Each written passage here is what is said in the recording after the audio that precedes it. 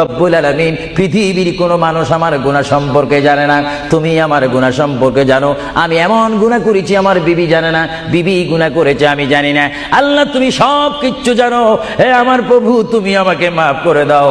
আমার আল্লাহ বলে, তারপরও যদি তোমাদেরকে আমি মাফ না করি, তারপরও বান্দা তোমরা আমার রহমতের দরজা থেকে ফিরে যাইও না।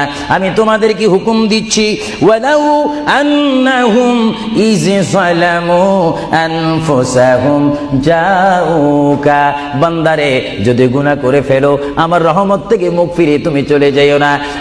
বান্দা, আকাশ পরিমাণ যদি গুনাহ করো, পাতাল পরিমাণ যদি গুনাহ করো, সাগরের পানি পরিমাণ যদি গুনাহ করো, পাহাড় তুলনায় যদি তুমি গুনাহ করো, আমার দরবার থেকে তুমি নিরাশ হইও না।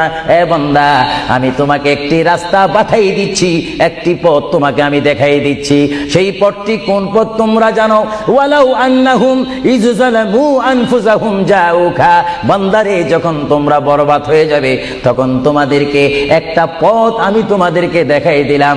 সেই পথটির নাম হচ্ছে আমার রাসূলের মদিনা। জুড়ে বলেন সুবহানাল্লাহ।